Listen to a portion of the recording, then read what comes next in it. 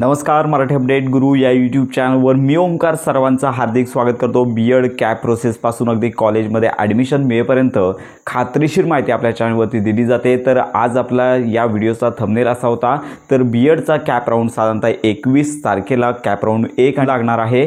याच्यामध्ये तुम्हाला कुठले कॉलेजेस अलॉट झालेले आहेत ते तुम्हाला 21 तारखेला कळणार आहेत आणि याच्यामध्ये या विद्यार्थ्यांचे फॉर्म रद्द होणार आहेत, यांना ॲडमिशन मिळणार नाही अशा प्रकारचा आपण थंबनेल टाकला आहे। तर याच्यामध्ये सगळ्यात महत्त्वाची बाब म्हणजेच हा व्हिडिओ टाकण्यामागे आपण यापूर्वी सांगितलेलं आहे की बीएड कॅप प्रोसेस संदर्भात अगदी डिटेल माहिती, अगदी ऑप्शन फॉर्म कसा भरायचा, त्यानंतर आवश्यक कागदपत्रांची पूर्तता या संदर्भात आपण माहिती दिलेलीच आहे। त्यामुळे ज्यांनी या स्टेप फॉलो केलेले आहेत त्यांना ॲडमिशनमध्ये काहीच प्रॉब्लेम येणार नाही आहे। तर यामध्ये सगळ्यात महत्त्वाची बाब म्हणजेच ज्या विद्यार्थ्यांनी कॉलेज ऑप्शन फॉर्ममध्ये ज्यांचं पार्शियली व्हेरीफाय आलेलं आहे, म्हणजेच त्यांनी पावती अपलोड केलेली असेल, सीईटी सेलच्या नियमानुसार जेव्हा तुम्ही कॉलेजमध्ये प्रवेश घ्यायला जाता त्याच्या आतमध्ये तुम्हाला हे जे सर्टिफिकेट आहे ज्यांचे पार्शियली व्हेरीफाय आहेत, तर अशा विद्यार्थ्यांनी हे सर्टिफिकेट कॉलेजमध्ये सबमिट करणं बंधनकारक आहे। याच्यामध्ये कास्ट सर्टिफिकेट असेल, नॉन क्रिमिनल सर्टिफिकेट असेल किंवा कास्ट व्हॅलिडिटी सर्टिफिकेट असेल, कॅप प्रोसेसमध्ये तुम्हाला अलाउड केलं जातं, परंतु कॉलेजमध्ये तुम्हाला प्रवेश घ्यायच्या वेळी हे सर्टिफिकेट लागणार आहेत। म्हणजे 21 तारखेला कॉलेज अलॉट होणार आहे, म्हणजे तुम्हाला कॉलेज मिळालेलं आहे की नाही हे कळणार आहे आणि ज्यांना कॉलेज मिळतील त्यांची ॲडमिशन प्रोसेस लगेच दुसऱ्या दिवसापासून सुरू होणार आहे। ॲडमिशन प्रोसेसमध्ये तुम्हाला कागदपत्र लागणारच आहेत, याच्यामध्ये काहीच मुभा दिली जात नाही। या संदर्भात तुम्ही तुमच्या जवळच्या असणाऱ्या कॉलेजमध्ये देखील विचारणा करू शकता।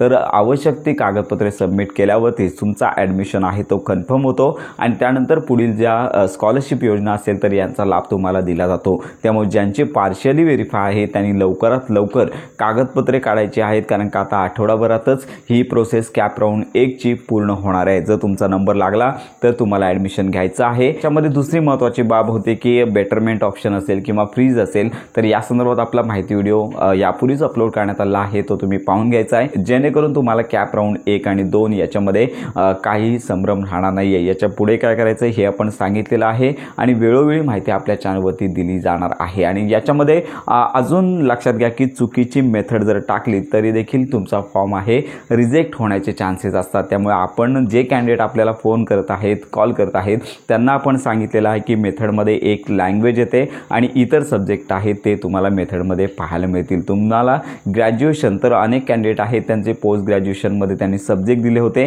परंतु ग्रॅज्युएशनचेच सर्टिफिकेट म्हणजेच पदवीचेच जे सर्टिफिकेट दिले होते त्यातीलच विषय या मेथडमध्ये दिसत आहेत। त्यामुळे लँग्वेज आणि इतर सब्जेक्ट निवडायचे आहेत। तर या संदर्भात आपण सांगतच आहोत, बहुतेकशा विद्यार्थ्यांनी आपल्या जवळचे कॉलेजेस बघितलेले आहेत, त्यामुळे केवळ एका कॉलवरती तुम्हाला मेथड कशी हवे ते देखील तुम्ही कॉलेजमध्ये विचारू शकता। जर ते पॉसिबल होत नसेल तर PDF फाईल आहे किंवा पोर्टलवरती प्रत्येक कॉलेजेस आहेत ते उपलब्ध झाले आहेत आणि त्यांच्या पुढच्या बॉक्समध्ये प्रत्येक कॉलेजनुसार मेथड दिलेली आहे, तर त्या मेथडनुसार तुम्हाला कॉलेज मेथड निवडायची आहे।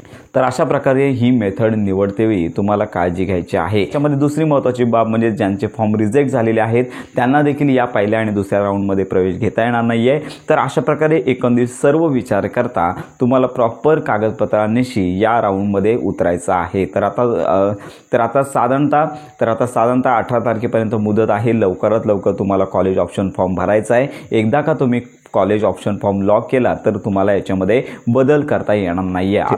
तर याच्यामध्ये अनेक विद्यार्थ्यांचा प्रश्न होता की इंग्रजी माध्यम आणि मराठी माध्यम, तर याच्यामध्ये बीएड जनरल आणि ELCT अशा 2 प्रकारच्या बीएड चे कॅपचे जे फॉर्म आहेत ते भरले जात आहेत। ELCTचा फॉर्म आहे तो तुम्हाला जो इंग्रजी माध्यमांसाठी आहे आणि बीएड जनरल म्हणजेच सर्व मराठी माध्यमांसाठी आहे। त्यामुळे हा 2चा फरक आहे। दोन्ही तुम्ही ऑप्शन फॉर्म भरू शकता। दोन्हीमध्ये जर तुम्हाला कॉलेज लागलं तर तुम्हाला एकच कॉलेज घ्यावं लागणार आहे। हा देखील विद्यार्थ्यांचा महत्त्वाचा प्रश्न होता, तर याचं उत्तर आपण त्यांना दिलेलं आहे। तर अशा प्रकारे मला इंग्रजी मीडियममध्ये कॉलेजमध्ये प्रवेश घ्यायचा आहे, ELCTमध्ये प्रवेश घ्यायचा आहे, पण पोर्टलवरती ते कॉलेज नाही आहे, असे अनेक कॅन्डिडेट आपल्याला विचारत आहेत। तर याच्या संदर्भात तुम्हाला त्या संबंधित कॉलेजमध्ये फोन लावून विचारायचं आहे की आपलं कॉलेज दाखवत नाही आहे तर काय करावं, तर या संदर्भात ते माहिती देतात। तर लक्षात घ्या, जर पोर्टलवरती कॉलेज नसेल तर कॉलेजमध्ये कॉल करण्याशिवाय ऑप्शन नाही। तर अशा प्रकारे ही अपडेट आहे। आणि सगळ्यात महत्त्वाची बाब म्हणजेच अनेक विद्यार्थी आपल्याला असा पण प्रश्न विचारत आहेत, इंग्रजी माध्यमाचे कॉलेज पोर्टलवरती मिळत नाही आहेत, पण मला BEd आहे ते इंग्रजीमधून करायचं आहे असा प्रश्न ते विचारत आहेत। यावरती देखील एक महत्त्वाचं सॉल्युशन आहे की संपूर्ण महाराष्ट्रामध्ये जे BEd कॉलेज आहेत ते ॲडमिशन देतात। मराठी माध्यम असेल तरी तुम्हाला ॲडमिशन मिळतं, पण त्या ठिकाणी तुम्हाला इंग्रजीचे पेपर पाहायला मिळतील। म्हणजे तुम्हाला जो BEdचा विषय करायचा आहे इंग्रजी माध्यमातून इंग्रजीतून पेपर द्यायचा असेल तर तुम्हाला सर्व पेपर इंग्रजीतून देता येतात, पण तुमचं माध्यम मात्र मराठी राहतं। तर अशा प्रकारे विद्यार्थी संभ्रमात आहेत, मला इंग्रजी करायचं आहे, मला कॉलेजेस मिळत नाही। तर अशा प्रकारे जे कॉलेजेस ॲडमिशन देतात ते तुम्ही घेऊ शकता। म्हणजेच कॉलेजमध्ये मराठी माध्यमाच्या कॉलेजमध्ये ॲडमिशन घ्यायचं आणि त्या ठिकाणी इंग्रजी जे विषय आहेत किंवा सर्व इंग्रजीमधून तुम्ही BEd करू शकता। फक्त मीडियम तेवढं मराठी राहतं, बाकी सब्जेक्ट आहेत इंग्रजी होतात। तर अशा प्रकारे या सर्व गोष्टी आहेत त्यांची विद्यार्थ्यांनी प्रॉपर माहिती घेऊनच BEdच्या कॅप प्रोसेसमध्ये उतरायचं आहे। तर लक्षात घ्या, या सर्व गोष्टींची जर तुम्ही पूर्तता केली असेल तर नक्कीच तुमचा कॅप राऊंड 1 आणि 2 मध्ये मेरिटनुसार, म्हणजेच आपण सांगितलं की डायरेक्ट सिलेक्शन होत नाही आहे,